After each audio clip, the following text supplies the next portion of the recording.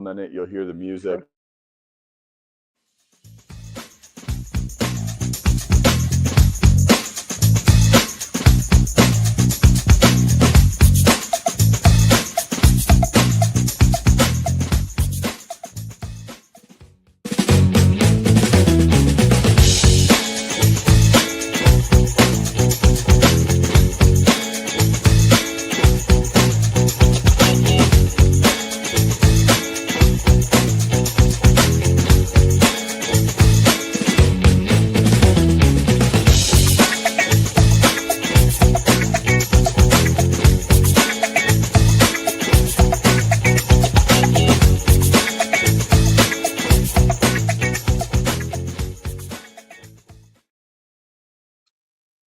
Good morning. My name is John Harden. I'm here with Nancy Hammervik. I'm very grateful to have Nancy on the show this morning.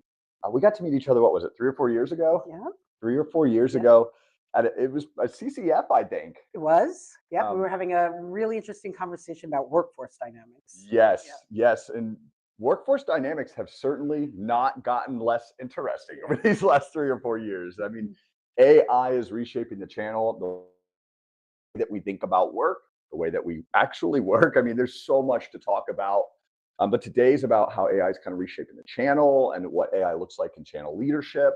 And so I couldn't think of anybody better, to sit down and have this conversation than with you, Nancy. And so we're sitting here for everybody. We're live at CCF. This is GTIA's Communities and Councils Forum. It's an annual aggregation of where the community meets, and it's where we sit down and we just talk about where we want to take GTIA. And you have a pretty important part of that story. And so most people know me. I'm the Coffee Chats host. Just a reminder for all those out there, if you have questions in the audience, we do actually have somebody helping managing question in the background for me.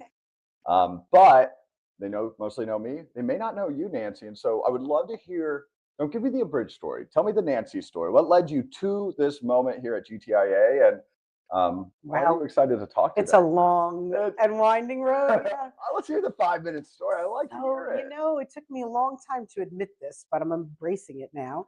I've just completed 4 decades in the high-tech channel. Wow, congratulations. Thank you. With 2 organizations. So for 25 years, I was with what was originally CMP Media, and they were the publisher of many technology titles, including CRN, VAR Business, Information Week, Network Computing. So I was in media and marketing, and then eventually I found my way into building and launching the exchange events that are now part of the channel company. Oh, yeah.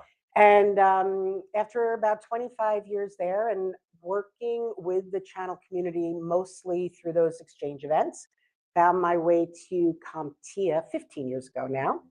At CompTIA, I was brought on board to head up membership, build membership, grow membership, and the community platform. Did that for about 12 years.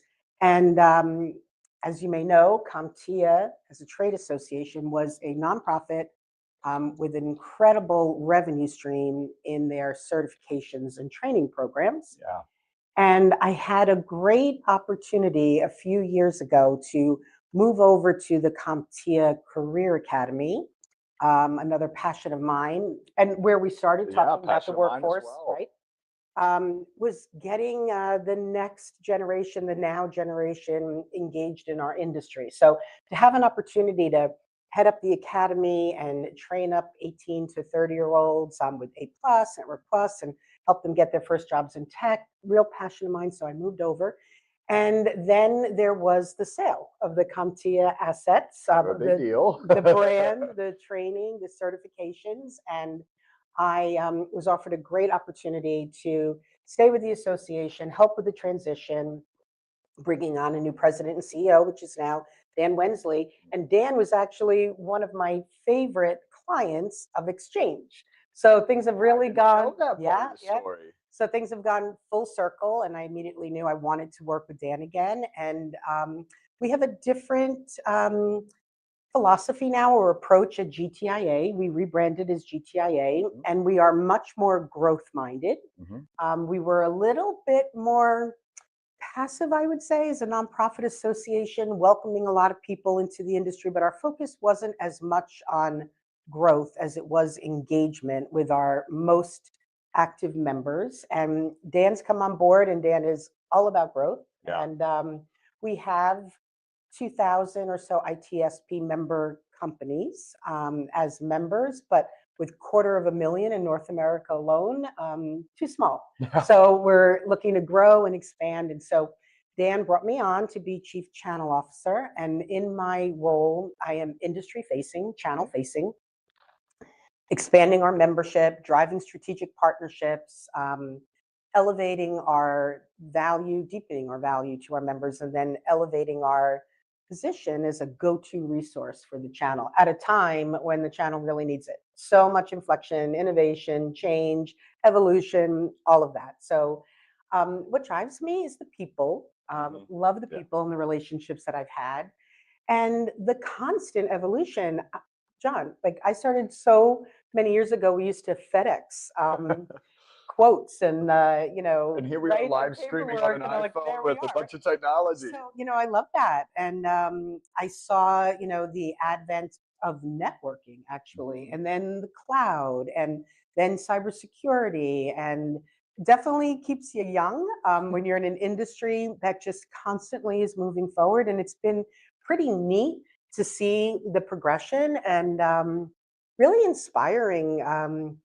Wes McDonald posted something on LinkedIn yesterday that he was walking around this hotel. We're at the Intercontinental, 100-year hotel, incredible architecture. It's a beautiful place. And he was just stopping to appreciate the vision that the builders had. And he said, it reminds me a lot of the tech industry, where the people that have gone before dared to imagine, dared to have a vision. How can we take it to the next level? And as long as I've been in the channel, we just keep pushing forward, and it brings new opportunity and it brings new challenges, and kind of love to be in the middle of it and help people through it.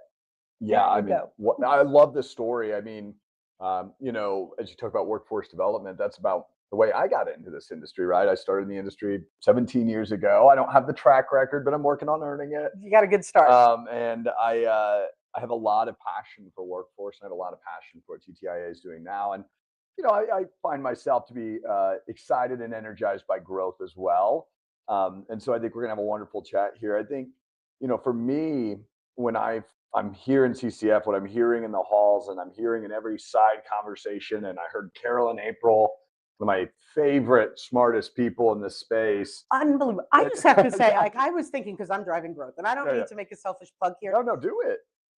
That hour was so rich with data and insight and direction. And Carolyn's doing a really good job of making a perspective, putting a good, making it prescriptive, I should say.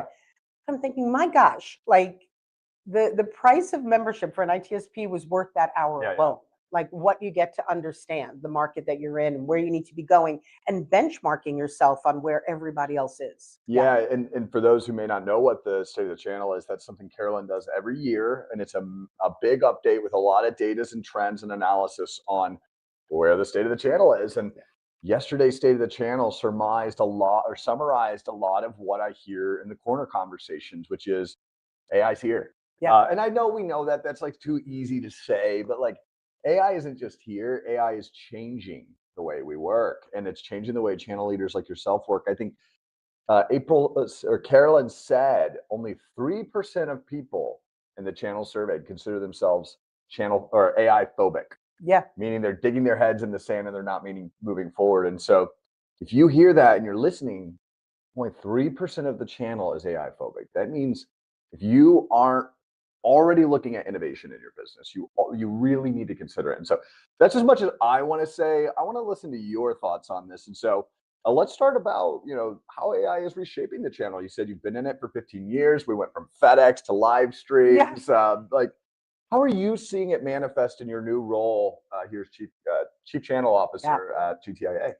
So truly, I am seeing that it's about outcomes now. It's more about the solution and outcomes. It's not so much on billing hourly or selling on volume, number of units, and price, and other things that motivate either the vendors or the partners. It's all about the outcome now, and how that is either maximizing opportunity for a company or minimizing costs or driving revenue. But it's it's all about the focus on what the technology is delivering in that outcome, right? So kind of moving away from more of the very quickly, those that are just continuing to sell on units or on price are going to be Kinda like that commoditized. yeah. Yes. But we've seen commoditization happen, like whenever the market starts to commoditize, like that's where you have the innovation. And you could choose to stay here and Yeah. your phone may still ring, but your business is going to get very commoditized. You're going to be based on price, and that's not a good place to be. So I think that's why the 97% are saying in some way, I have to start to embrace it. And we saw in the data, half are very intentional about it, Mhm. and the other half are kind of testing the waters. What I will say too is that you have to be all in. You can't just use AI in certain applications of your business. You Yeah. have to decide to be an AI driven partner I think or vendor. no, I agree. I think one of the key things you said commoditization is as I've looked and I've kind of took my crystal ball and looked at where we're heading in a few years. If AI is driving so much of the interactions with our customers and having so many layers of friction reduced, we're going to see a massive margin compression, and that's Right. where the commoditization comes in. Um, Carolyn even said, I think yesterday, of that data trend, 28% of ITSPs are looking at monetization of AI downstream, and that's a whole interesting space. But we'll come back to that. I want to jump on your role and where you're feeling AI, and what I want to hear is, were you either feeling the release valve because AI can help facilitate a bit of your job, and where are you feeling maybe more pressure more than ever that's unique just because of maybe the velocity that AI has created? So I was an early adopter. I'm all in on any assistant platform, whether it's Copilot or ChatGPT or Mhm. um, I'm going to admit something here. I was at our UK and I community event last week in Dublin, Yeah. and I was asked kind of last minute to go to Renaissance partner event. Renaissance is a distributor in Yep. the UK. They were having a road show, and they were getting a lot of insight from the community meeting. Like, could you come and do a presentation tomorrow on how AI is impacting the channel? Like, oh, good Lord, like 8 o'clock tomorrow morning, right? I literally went up to my room and Yeah. AI built me an incredible Copilot. Yeah. presentation, right? Absolutely. So just in the day to day, and that's the straightforward thing that we should all be doing, creating content and improving our communications and straightforward. Where the pressure is utilizing the data that we have and bringing in the AI solutions to help us really work towards our goals. So Mhm. any organization is going to have their driving goals and their objectives, and you just have to think, what platform, what solution, what approach can I use that's going to help me realize these goals, Yeah. right? So for GTIA specifically, historically, here it's early in the morning and Yeah. it's like true confessions, but Yeah. I don't think any company was leveraging data as much as they could, No. right? We And talked about it for years. right. We have a ton of benefits and resources, and we always try to understand what's that one thing why an ITSP or a vendor is a member of GTIA. What's that one thing? Yeah. And we can narrow it down to maybe a top three or so, but it's different for each individual. And for some individual, they may not be a joiner. They may not come to the community meetings. They want to consume the content. They want to consume the research, right? Mhm. Others just want to be part of the community and they're not in that member portal and they're not downloading Yeah. it.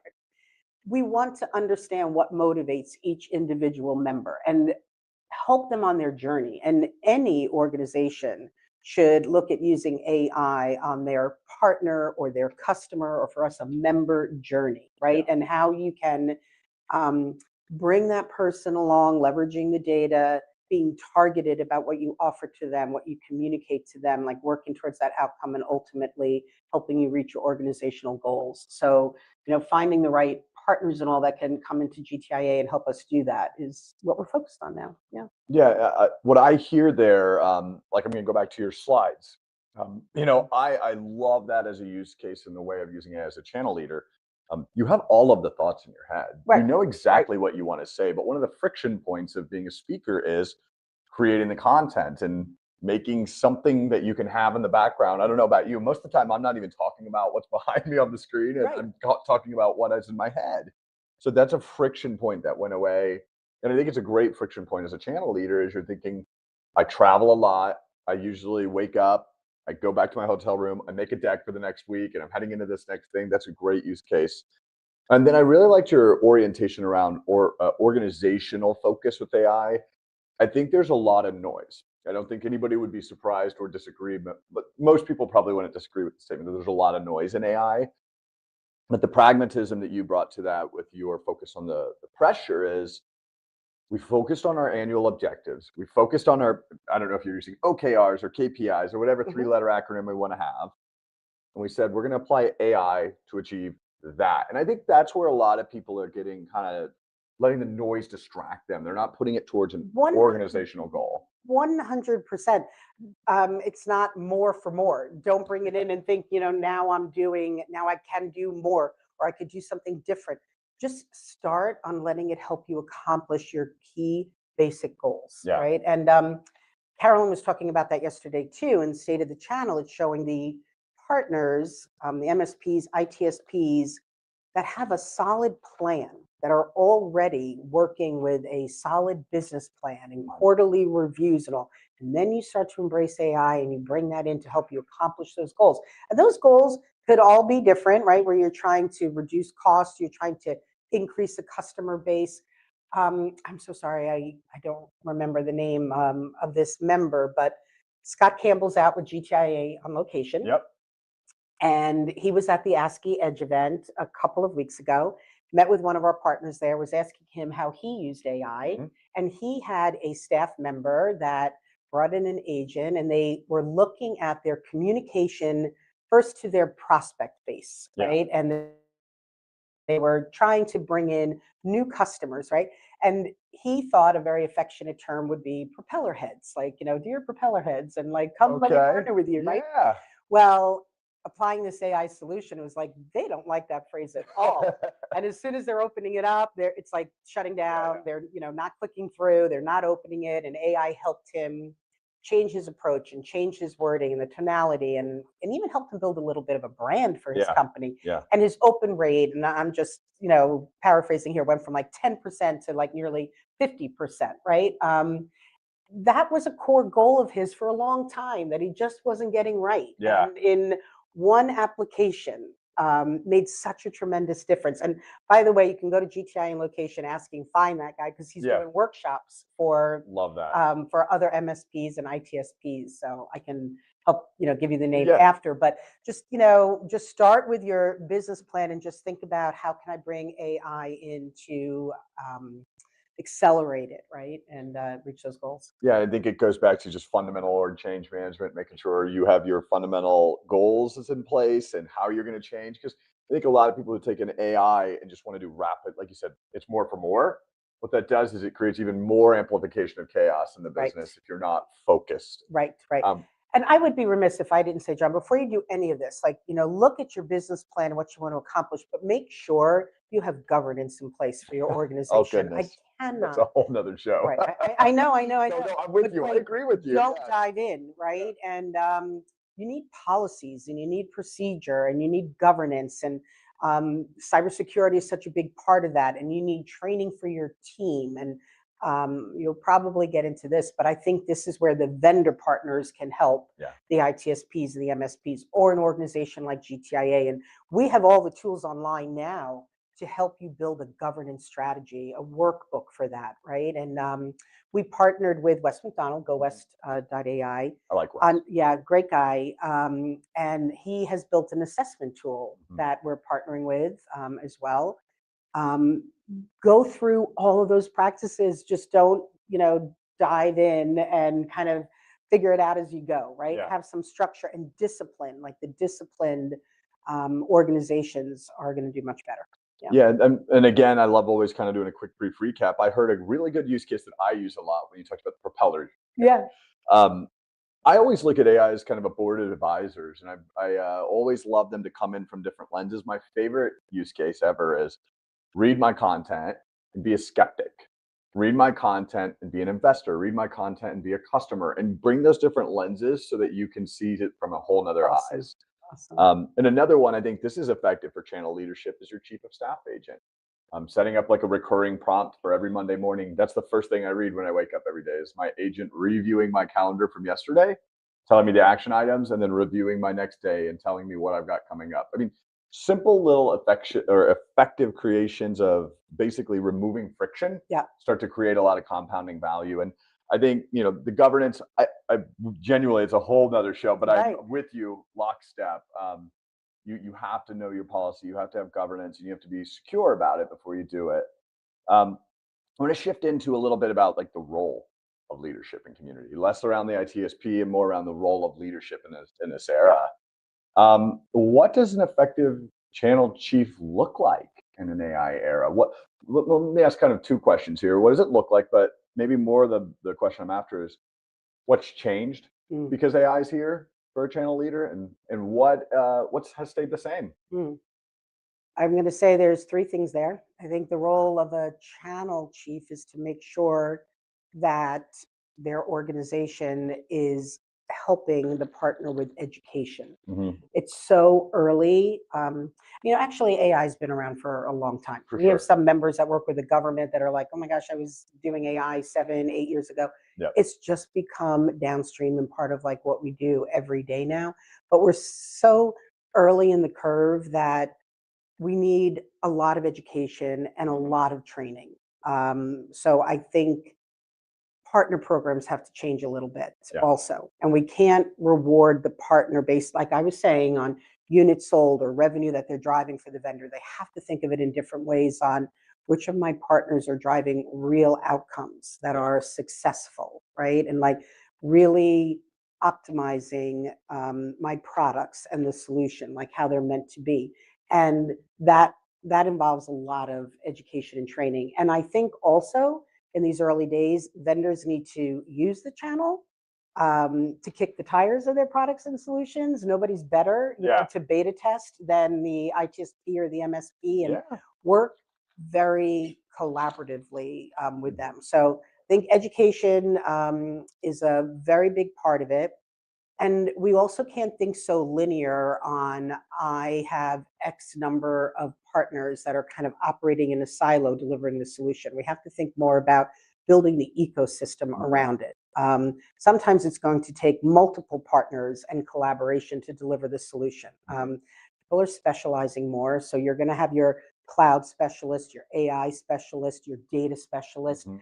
connecting the dots and building an ecosystem for their partners. Yeah, going That from linear to ecosystem. that's a powerful statement. It's one I'm kind of having a nice little aha moment on over here, which is my dirty little secret about the show. I always get to learn on the show, Oh, okay, Nancy. So good. thank you. Okay, good. What I take from that statement is that partnerships are more powerful than they've ever been, Yeah.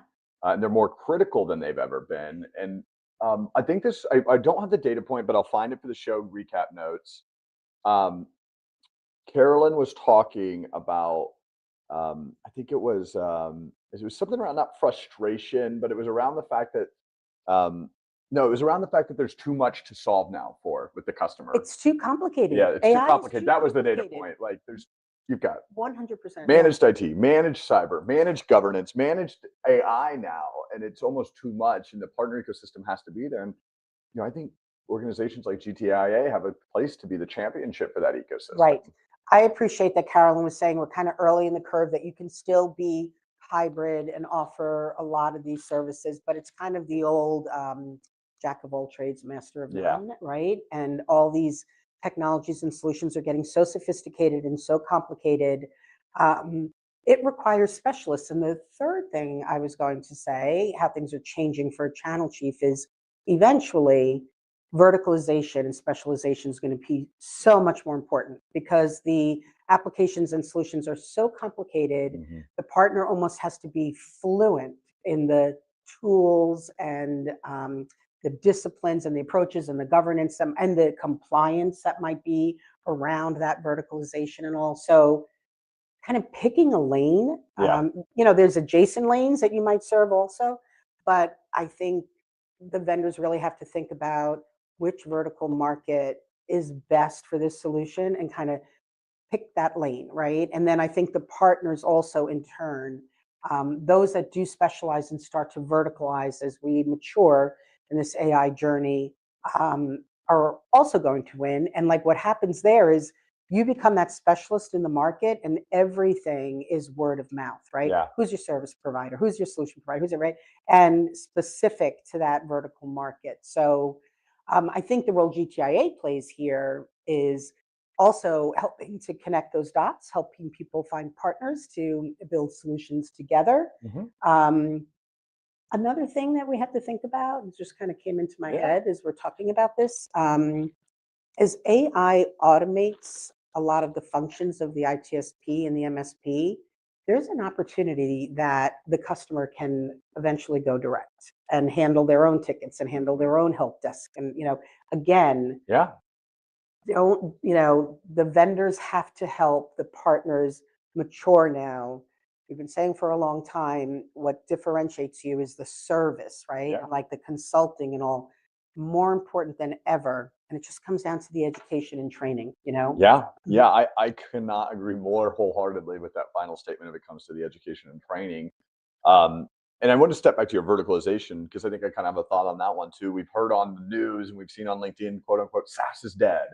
Um, I have a hot take on that one as a 17-year software engineer and SaaS leader, but I think what that statement means maybe is more generic. SaaS is dead. There was an author on the Wall Street Journal that had an amazing point. He said, I'm not worried about Anthropic coming into my business. And he said, because Anthropic doesn't attend every conference. Anthropic doesn't have the empathy for my customers. Anthropic doesn't know their customer data and the actual intricacies in the way that they work. And Anthropic can build a lot of really cool software really, really fast, but it doesn't know the intricacies of how to design it Right. around the way that they work. And so I think verticalization is a real prominent future, combined with the fact that ITSPs who verticalize time and time again have shown that they can demand more because they're creating higher value outcomes. And Mhm. so I think that's a really interesting take that we're going to see in this space. And to your point, like harnessing that noise, it is impossible for you to build multiple complicated solutions across Yeah. multiple markets, right? So simplifying, for the partner to simplify their approach to market, but also for the vendor to start simplifying their partner programs and their approaches and all like that.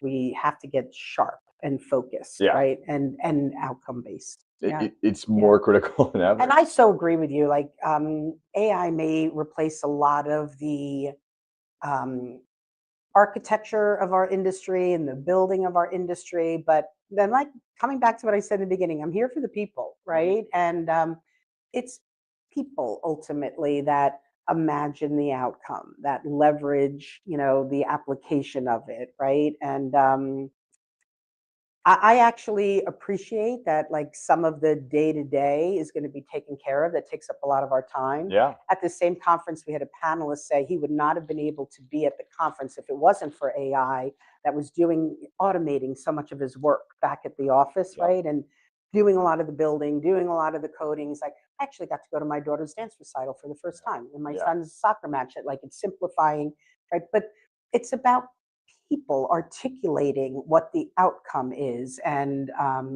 helping their customers embrace it, leverage it, how to use it. AI is not going to replace that, but our skills are going to have to change. Soft skills are going to be really important. Soft skills are going to be critical, and I think that's always been a critical role in the channel leadership. And I love that take of I get to go to more soccer games. I get to go more. When I look at AI, I've helped people navigate their org change internally. I've done it at my last company. I've talked about it a lot with a lot of brilliant people. I think the key thing that I always lean into is friction reduction, and that's such like a technical way to say find the things that take you away from the things that you'd like. Your normal when you think about it and you go to MBA school, they tell you focus on value and effort, but I argue focus on friction I reduction love that. because if you can reduce the friction, you can focus on the Yep. things you love, and the things that I think as a channel chief you love are the people. That's this right. community. Right. I love that as a litmus test, for a partner to kind of look at their operations and say, where's the friction in my organization? Start there, right? And how can I reduce that? It's not just about driving new revenue streams at Yeah. all. It's also about cutting down on time and money, right? Yeah. And leveraging for that. And I think context switching, I remember I sat in the help desk. Context switching is really fatiguing. You find yourself at the end of the day after switching between 12 to 30 different tickets and working internal meetings and external interactions.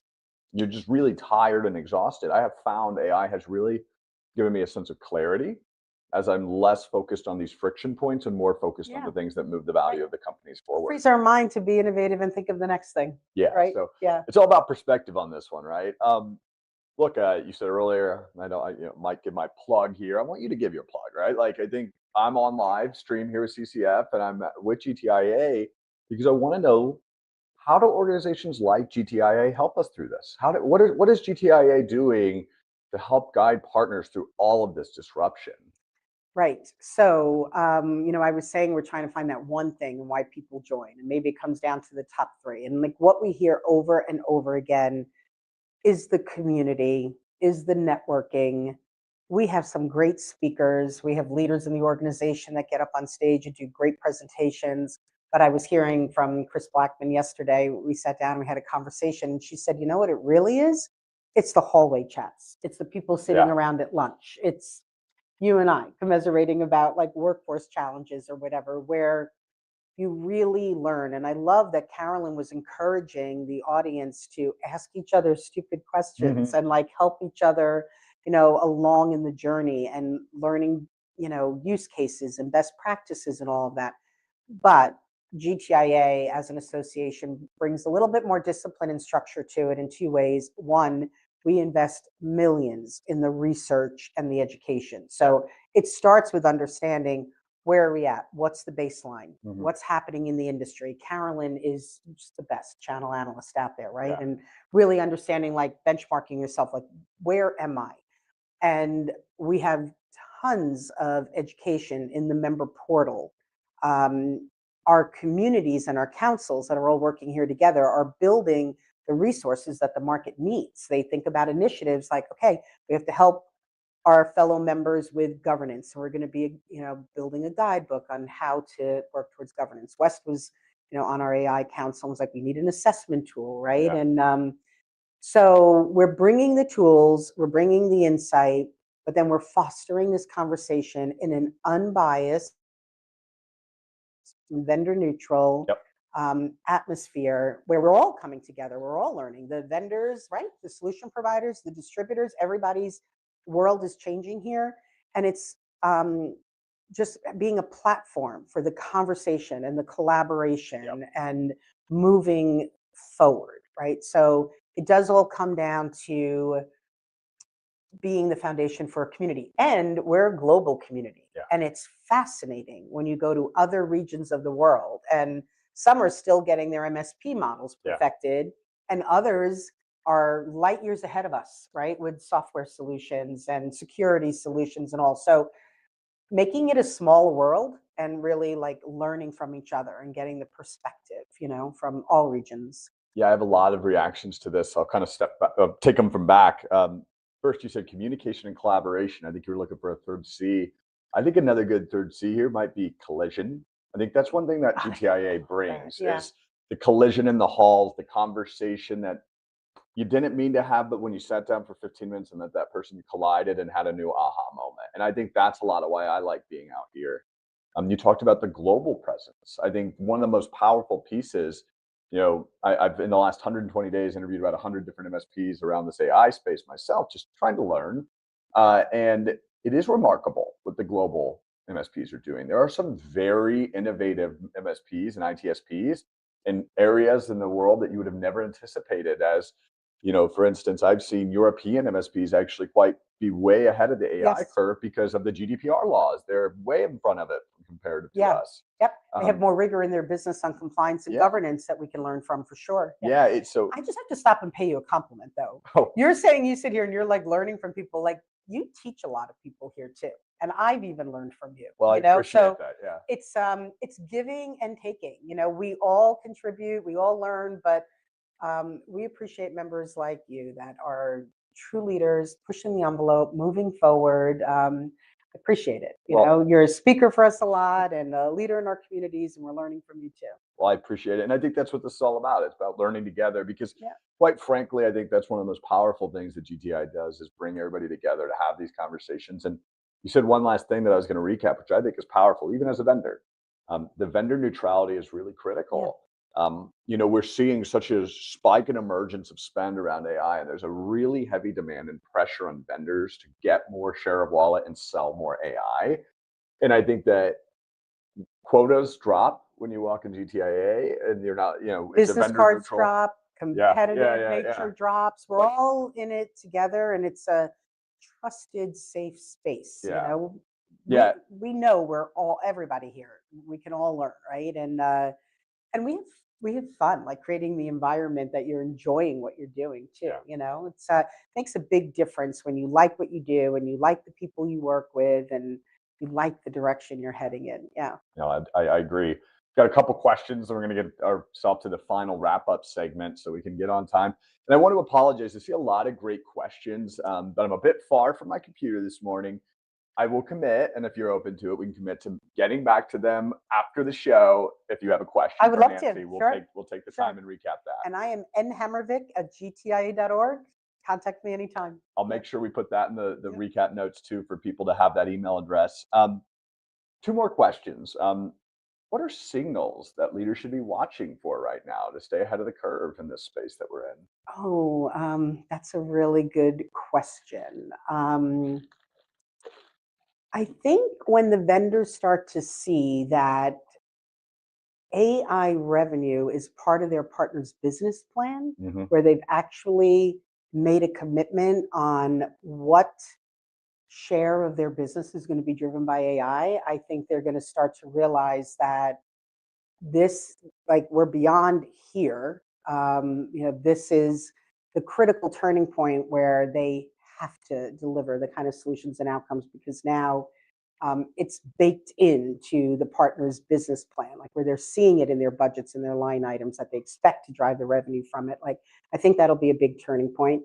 I think we have to watch what's happening with sourcing and how marketplaces are taking a much bigger share in the market, like just watching where the product is being sourced from, Mm-hmm. right? And staying really close to that. There's changing dynamics in distribution, and AI is helping that as well, as it's like automating, building a solution and building quotes and kind of suggesting where you source the product, and also being really careful about those distribution dynamics too, like watching those signs. And again, like on the outcomes, be really close to like what the applications of it are, where you start to see like, wow, we've stepped to the next level here, right? And realizing that it is replacing, more of the common like day-to-day processes and procedures and operations, and that, it's just more like baked in, like I said, into an ITSP's business, right? So I would just watch for applications, sourcing models, and what they're actually selling out there now. Yeah, I love it. I'll add my plug on the signal side. It's kind of I said it in January, my 2026 write-up predictions of the future here in the industry for the year. Mine's more of an anti-signal. I call it silence. I said that's my biggest signal that scares me is if my customers aren't talking to me, if I'm not getting questions, if I've all of a sudden realized silence in a relationship has existed, because now with AI, answers are easier to get to. So how are you 100% monitoring silence? And use AI for that too. Yeah, like, I understand your partners and your customers' behavior and all like that, but watch your market share, watch your mind share, right? We were showing that in the State of the Channel report yesterday, that partner satisfaction with their vendors and their partner programs is slipping for the first time. It's the first time I've ever seen it in the State of the Channel, and pretty dramatically, by like more than 10 points. And it's not that the vendors are doing anything different, but that's part of the problem, that maybe they're not, and they're not adapting their partner programs, rewarding them on the right behaviors and all like that. But watching your market share, watching other people enter the market, like know your competition. It's changing every day. It's changing rapidly. Yeah. Yeah. I mean, that is a striking fact. If we're seeing 10-point drop in satisfaction, it's probably a lot to unpack from that, but we're rolling towards the end of the segment. And so I want to come to that at another show. Maybe we'll do another show, Yeah, Nancy. I anytime. always love Anytime. sitting and Yeah, chatting with same, you, same. whether it's on stream or over a cup of Yeah. coffee at a local CC or a little CCF get together. This is my favorite question though to ask. You came in this morning. We knew the topic. What did you think I would ask today that I didn't ask today that we can kind of take apart before we Oh, I step think you away? did a good job. That's really interesting. What didn't you ask? Well, That's my I don't favorite know. interview I question, know. Nancy. I just What didn't you ask? That's a really good question. I think maybe for somebody who's not a member, to kind of share how they get yeah, involved and like absolutely. what the real value is Let's for do it. somebody's. And we talked a little bit about being part of the community and part of the networking and all like that. Somebody said once that you need to make GTIA part of your tech stack, and we are working to be an indispensable tool every day Yeah, for the ITSP. But you heard me yesterday talk about we've had a hyper focus on the ITSP and the MSP, and the vendors kind of came along for the ride with the booth at ChannelCon and all yeah, like that. But we need to provide more value to the vendors than ever before. We need to be part of driving the collaboration and helping to keep that partner satisfaction strong between vendors and all. So um, I guess maybe you kind of asked it, no, I didn't outright but ask it's you. So kind how of do we like get involved? why GTIA? Yeah, And our role is to be advocates for this industry. It's just genuinely to be advocates for the members of this industry. Like, who do you turn to for that unbiased, no agenda, education? And we have a responsibility also to safeguard this industry, to use it for good. There's a whole other world of AI we have to yeah, be careful about, right? absolutely. And cybersecurity and all like that. But we have a responsibility to be the advocates for this industry. And why GTIA? Like associations, like, there's associations in every vertical market, in every field, and content may be ubiquitous now. And there's a million channel events out there and all. Like, I think like the question is like, what makes us different? What makes us special? And interestingly enough, you said something I said yesterday, but there's a camaraderie here. Yeah, There's a collegiate camaraderie here yeah, where we're vulnerable. We all admit we don't know it all. Even me, I don't know it all at all. And I'm like anxious to keep learning. 40 years in the industry, I'm learning every day. And I love that. That's what drives me. But putting yourself with the people, like stay focused on the people of the yeah. industry. And that to me is the strongest asset and the greatest reason, for being a member of any association, but especially GTIA. I Yeah. love it. I think there's a great final question. I think one thing you said there is be vulnerable. I want to hit that before I walk away from into our final segment. And I'm stealing this from Wes Spencer. I don't know if you know Wes, but he's a brilliant guy. And I know he stole it from somebody, so I can't give the credit back to the credit because I don't know who he stole it from. But he said we as ITSPs are often the blind leading the blind. I think, as we helped our customers from the on-prem to cloud migrations, as we helped our customers from the AV to cybersecurity era, as we moved from break fix to managed, the entire time we were the blind leading the blind. And what he means by that is we really just need to be a step ahead of our customer. Yes. We don't have to be a mile ahead of our customer. I think the way that you get a step ahead of your customer is to being out at events like this, having those collaborations, having that communication, and I think ultimately having that collision in the hall where you actually meet somebody that you'd never planned to meet.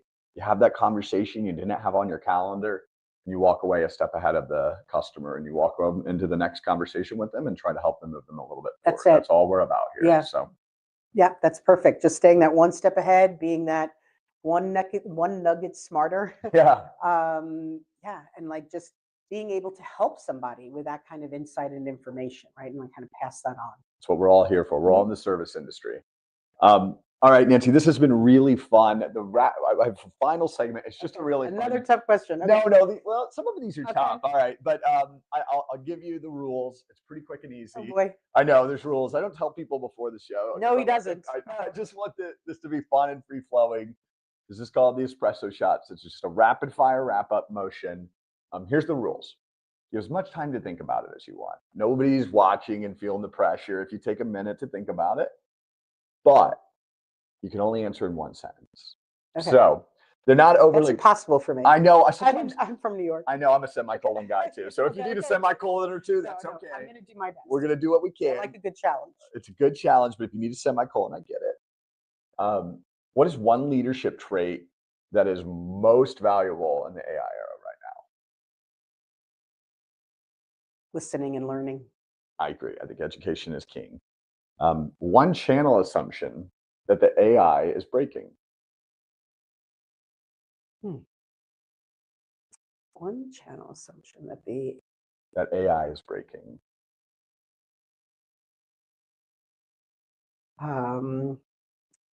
Jot. Maybe I give one and kind of inspire, and we can come back. No, I'm okay. I'm just trying to think of something profound. Okay. Ask the question again. One AI assumption that one channel assumption, something that over the last 40 years, you've been in the channel, you've seen epoch after epoch, you've seen the way that our industry has shifted and moved.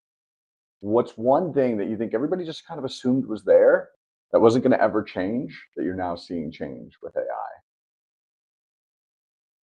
I think we rely on our channel partners for their technology intelligence, and we've kind of evened the playing field that even a tech needs to keep improving their skills. I love it. Thank you for entertaining me with it. That might be the hardest question, though. I like a good challenge. I know, it might be the hardest question. Just a piece of advice for new channel leaders out there. Build your network. Yeah. Build your network. Absolutely be out there. You cannot build your channel strategies from your office. It is critical that you're out at industry events, engaging with communities, out at vendor events, everything value in LinkedIn groups, right? Like just, search for AI LinkedIn group in Topeka, Kansas, right? You're going to find folks there, right? Yeah. Definitely connect, be out there, and it's just all about the learning and the listening. Yep. Love it. All right, we're at the final question here, and then we'll want to end the show back here. So finish this sentence. Great channel leadership in the AI era means blank. Great channel leadership in it means that you're inspiring your network to move the industry forward in a responsible and secure way. What a fantastic way to end the show. Look, we have there's one final. I know I keep saying final, but like this one's the easiest of all of them. You kind of wanted to say it earlier. Now I want to give you the chance to say it. The very end of my show is always a shameless plug. It's my way of saying thank you for taking 50 minutes. We'll broadcast this to all the newsletter readers after the show. Yeah. Give me your plug. Become a GTIA member. GTIA.org. If you connect with me, N Hammervik, without the C, I will give you a promo code from CCF here that will discount your membership. $225. That's what it costs to go out to dinner now. Yeah. With 2 or 3 friends, and you'll have a year's worth of community, content, learning, connections, opportunity. You have to become a member. Also for our vendor folks out there, please connect with me and we'll help you with a value-driven membership program that will keep you in front of this market all year long. Thank you for the opportunity. Hey, if you hadn't done it, I would have done this. It's not even a plug anyway. for me. No, like our CEO, Dan Wensley, says, like, we're doing the channel a disservice if we don't make a point of telling them to join. I agree with you. Yeah. Well, Nancy, thank you so much for getting up early. I know we're all a little tired. We're day 3 of the conference. But thank you for everybody with the wonderful questions. I apologize I couldn't pull them in line. So yeah, we'll end the show with that. Thank you so much. And I appreciate everything. Thank you, Nancy, so much. Thanks, John. Yeah, wonderful all right, time. Take care.